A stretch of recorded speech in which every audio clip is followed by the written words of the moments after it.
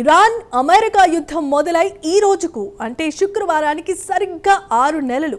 ఈ ఏడాది ఫిబ్రవరి 28న ఇజ్రాయెల్ అమెరికాలు కలిసి టెహరాన్పై బంకర్ బాస్టర్ బాంబులతో దాడి చేసి ఇరాన్ సుప్రీం లీడర్ అయిన అయతుల్లా అలీ ఖమేనీతో పాటు ఆయన రక్షణ మంత్రి ఉన్నతాధికారులతో పాటు ఆయన కుటుంబ సభ్యులను కూడా చంపేశాయి.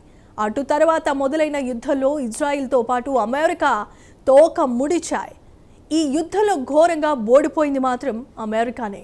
అయితే ఈ యుద్ధ ప్రభావం యావత్ ప్రపంచ ఆర్థిక వ్యవస్థపై పడింది. అమెరికా ఇజ్రాయెల్ నిర్వాకానికి ప్రతి దేశం భారీ మూల్యాన్ని చెల్లించుకుంటోంది. హార్మూజ్ జలసంధిని మూసివేయడంతో ప్రపంచవ్యాప్తంగా ఇంధన సంక్షోభం ఏర్పడింది. ఇక తాజాగా ఇరాన్ హార్మూజ్ జలసంధిని తెరవటానికి కొన్ని షరతులను విధిస్తోంది. దానికి సంబంధించిన మరింత సమాచారం తెలుసుకుందాం.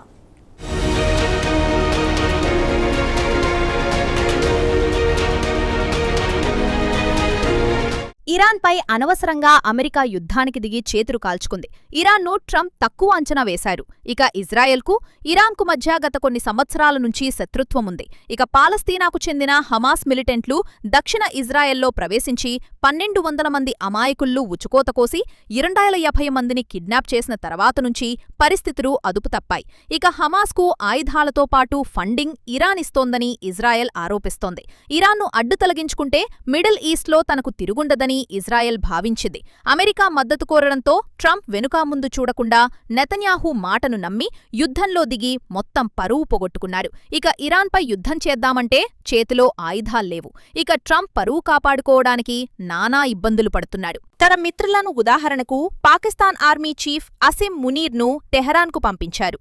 అయితే ఇరాన్ మునీర్ను లెక్కలోకి తీసుకోలేదు. తమ డిమాండ్లను అంగీకరిస్తేనే తాము చర్చలకు ముందుకు వస్తామని షరతు విధించడంతో మునీర్ అసంతృప్తిగా ఇస్లామాబాద్ చేరుకున్నారు. మిడిల్ ఈస్ట్లో ఇరాన్ అత్యంత శక్తివంతంగా తయారైంది.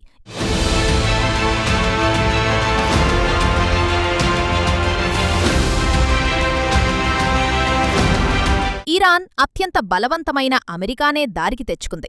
ఇక గల్ఫ్లో చోటామోటా దేశాలను దారికి తెచ్చుకోవడం ఇరాన్కు పెద్ద సమస్యే కాదు.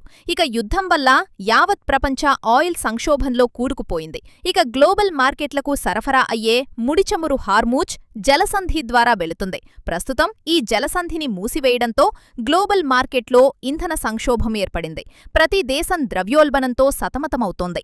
హార్మూజ్ తెరవాలని ప్రపంచంలోని ప్రతి దేశం ఇరాన్ను కోరుతోంది. అయితే తాజాగా కొంతమంది మధ్యవర్తులు ఇరాన్ను వెంటనే హార్మూజ్ జలసంధిని తెరవాలని విజ్ఞప్తి చేయడంతో కాస్త చల్లబడింది ఇరాన్. అయితే ఖతార్ ప్రధానమంత్రి Sheikh Mohammed bin Abdul Rahman bin Jassim Al Thani కూడా టెహరాన్కు వెళ్లారు. ఆయనక్కడ ఇరానియన్ సెక్యూరిటీ చీఫ్ మొహసీన్ రేజాయ్తో భేటీ అయ్యారు. ఇక చర్చల సందర్భంగా ఇరాన్ వాదన విషయానికి వస్తే తమ షరతులను అంగీకరిస్తేనే తాము హార్మూజ్ తెరుస్తామని కండీషన్ పెట్టింది.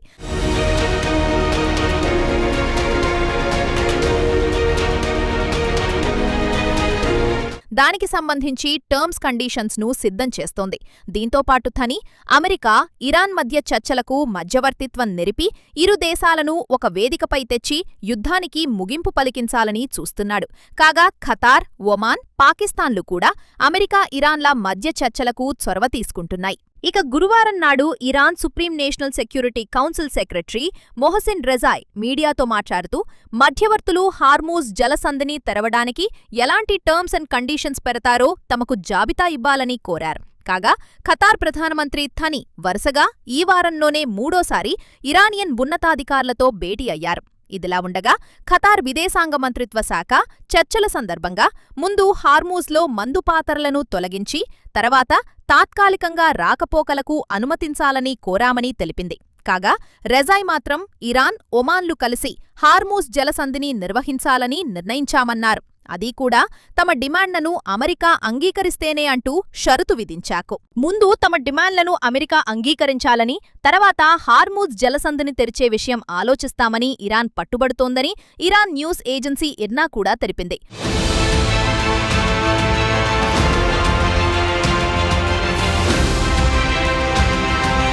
ఇదిలా ఉండగా గత బుధవారం నాడు ఇరాన్ ఐఆర్జీసీ అధికార ప్రతినిధి మీడియాతో మాట్లాడుతూ ముందు వాషింగ్టన్ ఇరాన్కు వచ్చే నౌకల దిగ్బంధన్ని ఎత్తివేస్తే తప్ప తాము హార్మూజ్ను తెరవమని షరతు విధించారు.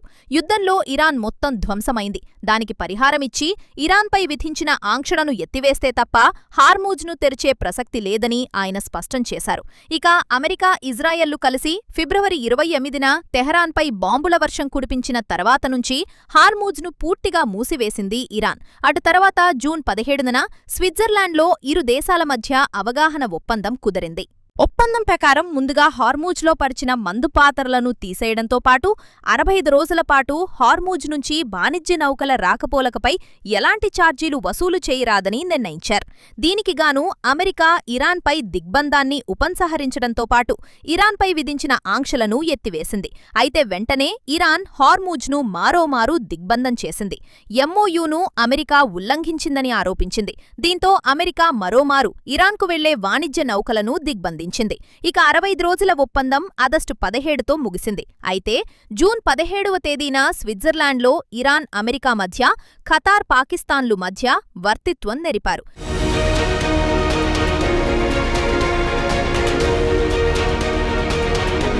పేరుకే కాల్పుల విరమణ ఒప్పందం తప్పించి ఇరుపక్షాలు అడుగడుగునా ఉల్లంఘించారు. అటునుంచి ఇరుపక్షాల మధ్య చర్చలు మొదలు కాలేదు. ఇక ఇరాన్పై ట్రంప్ మరోమారు ఆంక్షలు విధించారు. దీంతో ఇరాన్ ఆర్థిక సంక్షోభంలో కూరుకుపోయింది. ఇరాన్తో ఏ దేశమైనా రాసుకుపూసుకు తిరిగితే ఆ దేశంపై కూడా ఆంక్షలు విధిస్తానని హెచ్చరించారు.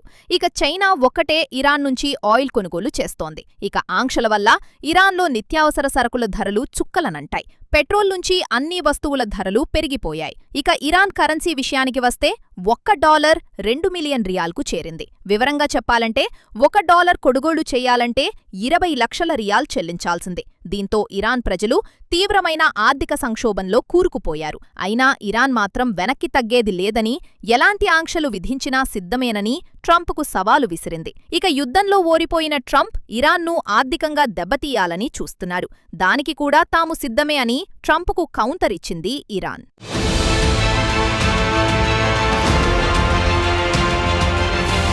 ఇక ట్రంప్ మాత్రం మేకపోతు గాంభీర్యం ప్రదర్శిస్తున్నాడు. గురువారం నాడు ఆయన మీడియాతో మాట్లాడుతూ ఇరాన్ పీకల్లోతు సంక్షోభంలో కూరుకుపోయిందన్నారు. ఇక ఇరాన్కు అమెరికాతో పోరాడే సత్తా లేదని ఎద్దేవా చేశాడు. ప్రస్తుతం ఇరాన్ తమ సైనికులు వేతనాలు ఇవ్వలేకపోతోందన్నారు.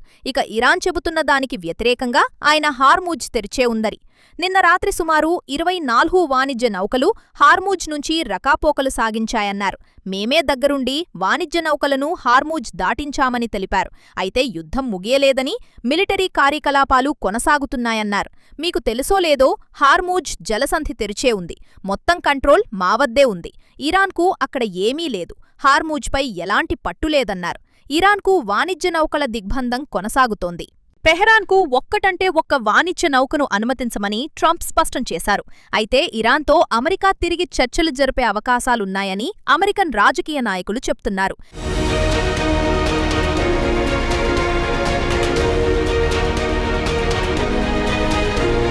అయితే ట్రంప్ మాట మాత్రం వేరుగా ఉంది.